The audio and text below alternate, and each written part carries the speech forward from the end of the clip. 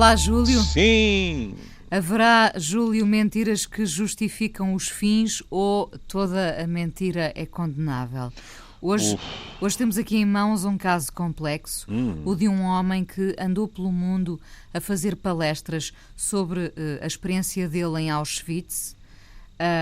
Falava este homem dos horrores que sofreu durante a Segunda Guerra Mundial e do medo que sentiu e de tudo aquilo de que foi vítima, mas afinal era tudo uma mentira, não é? Era. Agora escreveu uma carta em que conta a verdade toda.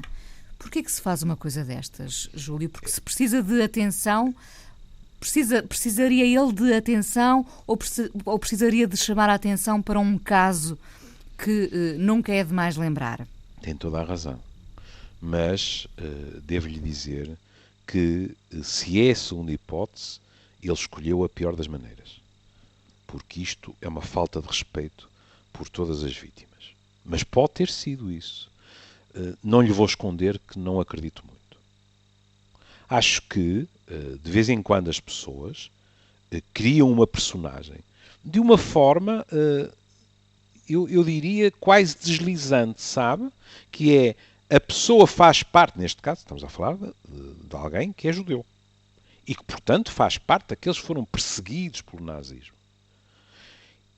E desliza, digamos assim, para um estatuto mais participante, neste caso, do Holocausto. E, portanto, eu não ficaria nada admirado se as primeiras mentiras deste homem fossem versão light.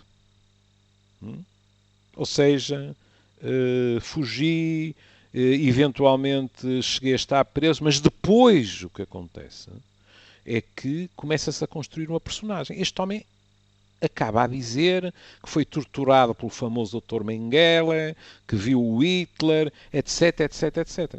E também, não sei, a Inês dirá, cheira-me um bocadinho a esturro que este arrependimento todo, tão súbito, suceda a quê? A um artigo de um jornalista de investigação americano que denuncia as incoerências da história dele e diz que a bota não bate com a perdigota e, portanto, aquilo é falso.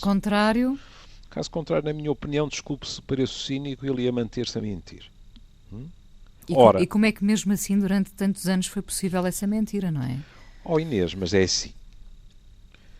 Em relação ao que está em causa... Ninguém duvida da dor também, não é? Então ele chegou ao ponto de inscrever números no braço de campo de concentração. Tatuar, sim. Está a falar de coisas que aconteceram, excetuando aquelas minorias que conseguem dizer aquelas atuardas de que os campos de concentração nunca existiram. É propaganda.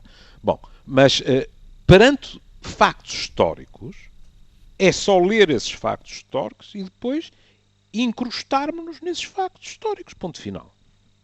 E foi o que ele fez. E, portanto, de certa forma, transformou-se numa espécie de vítima/herói. Bom, quando lhe descobrem a careca, ele descobre o arrependimento. Por isso é que eu fico um bocadinho mal disposto. E depois sabe porque meu pai, como já lhe disse, era um apaixonado pela Segunda Guerra Mundial e passou-me o bichinho. E lembro-me de um livro dele, que depois eu li também, sobre os campos de concentração, em que se via uma fotografia a caminho das câmaras de gás, que era impressionante porque havia um homem mais velho, que tinha uma criança pela mão e que apontava para o céu. E o que o texto dizia era que a opinião mais, digamos assim, mais habitual sobre aquela cena era que alguém estava a dizer ao próprio filho: encontramos lá em cima.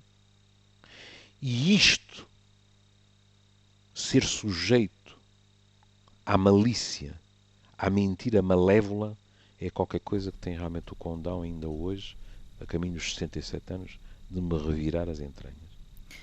Um beijinho, Júlio. Beijinho, até amanhã.